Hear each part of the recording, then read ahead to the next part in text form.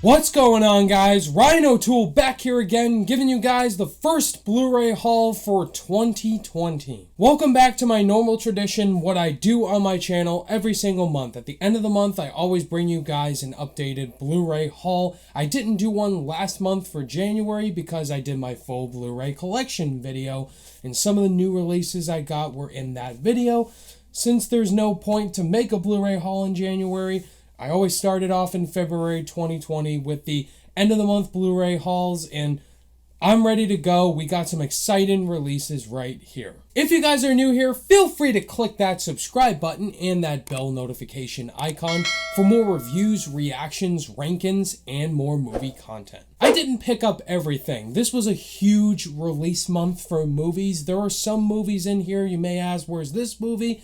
That's because I didn't purchase it. I didn't get Dr. Sleep, and most recently today, I didn't get Knives Out, and I have reasons for that. Let me know down below in the comment section what Blu-rays you guys purchased this past month, and let's have a great conversation down below.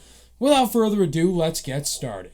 Shout out to my brother Cody O'Toole. The first pickup last month is an older release. It is the Iron Giant Steelbook. It's one of my favorite animated movies of all time. This came out at a time where nobody saw this movie. It wasn't that highly popular movie that it was now. And now, 20 plus years later, it's become an animated classic. Brad Bird's direction of it, the director of Incredibles 1 and 2, just the Iron Giant as a character, Hogarth, their relationship back and forth, just full of sweet family moments, great comedy and drama, great one-liners as well, Superman. Next, we got Good Morning Vietnam, starring Robin Williams. Haven't seen this movie yet. Out of all of Robin Williams' iconic movies, this is one I haven't seen yet, but I've heard some things about it from people that have seen it, saying it's pretty underrated and a great classic from the time from Robin Williams. Heard it takes the war genre in a different way, and it's actually really surprising as a film. I don't have much else to say about it, but I'm looking forward to watching it in the future. Up next, we have a Kurt Russell action movie directed by John Carpenter. That is Big Trouble in Little China. Just a classic John Carpenter action movie with Kurt Russell as the lead star, him and John Carpenter working with each other after The Thing. It's just full of the action in those character moments that when it came out at the time of the 80s, people weren't talking about it as much, but then it gained a huge cult following, and John Carpenter, well-known director, and adds his great elements to this movie. Kurt Russell, so iconic, and it's just full of awesome moments. And the final pickup from Cody, since Parasite won Best Picture this year, he picked up Snowpiercer for me, because I didn't have Snowpiercer in my collection. Thank you again, Cody. And Bong Joon-ho, this was the first film I saw of his. People were talking about it. They absolutely love it. And Snowpiercer's fantastic. I think it's one of Bong Joon-ho's best movies. Chris Evans, Captain America, as the star. This was one of Bong Joon-ho's movies where he brought in well-known American actors in it like Chris Evans, Tilda Swinton, Jamie Bell. Just like Parasite, it talks a lot about the upper class and the lower class, the rich and the poor on this train full of survivors. The poor are in the back of the train, the rich are in the front of the train, and the poor is trying to get all the way to the front. It's action-packed, it's full of dialogue. Chris Evans gives one of his best performances in here. I think he's so good in here, and it shows. Chris Evans is a damn great actor. Now we're going into new releases that came out on Blu-ray last month, starting with Good Boys, one of my favorite comedies from last year. These kids were so great in here. It's a raunchy comedy about these kids going on different adventures, being kids, but just talking like adults. Everybody calls it the Superbad, but with kids, and it definitely fits that description. Jacob Tremblay and these actors, Keith L. Williams, they just all work together so well. Their comedy works. Some comedy doesn't work all around, but I really enjoyed Good Boys. One of the more underrated movies that came last year and didn't get any Oscar nominations, that is Waves. Waves was one of my top 10 favorite films last year. I think it's super underrated.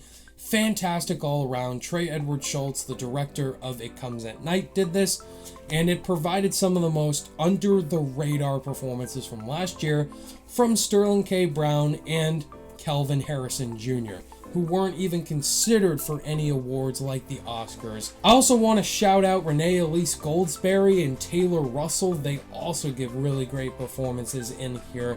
Such a depressing movie around. It's one story and then goes to another story, and I think it's done super well. If you haven't seen Waves, definitely watch it. Before I continue on with my Blu-ray haul, if this is your first time checking out one of my videos and you really enjoyed it, please hit that like button. It helps the algorithm and my channel out personally. And consider clicking that subscribe button, because I do Blu-ray hauls every single month. I do new release movie reviews. I do tons of movie related content, guys, and I do this on a weekly basis. The newest pickup that came out today, Frozen 2, one of the films that got snubbed at the Oscars for animated feature. Did it deserve a nomination or not? I think Frozen 2 definitely deserved a nomination. I think it's a sequel that is better than the first one in my personal opinion. I thought the first one was overrated, but this one had a lot more heart to it than the first one. Elsa and Anna go on their own adventures. Elsa becomes a stronger character. The songs in here are great. Into the Unknown and Show Yourself were amazing songs. Everybody loves them. And Kristoff, also funny, and Olaf, as funny as always. And Frozen 2 just had a lot of heart to it, and it's pretty fun and awesome. We got Jojo Rabbit, Taika Waititi, an Oscar winner for Best Adapted Screenplay. Jojo Rabbit, one of the best films of last year. One of the great comedies as well as drama. I mean, going into it, I had worries. They're taking a concept like Adolf Hitler and the Nazis and turning it into a satire comedy. But only Taika Waititi can make a comedy about Nazis in Germany and make it completely work. Roman Griffin Davis, what a performance this young child gives. So great. Taika Waititi as imaginary Hitler, Sam Rockwell, Rebel Wilson, and Scarlett Johansson. Amazing performance in here. A movie that gets better after rewatch. Ford versus Ferrari. Just such an excellent movie. If you talk about a perfectly made sports epic drama, it's Ford versus Ferrari. Just a story about these two great men, Christian Bale, Matt Damon, Ken Miles, Carroll Shelby. They're great friends.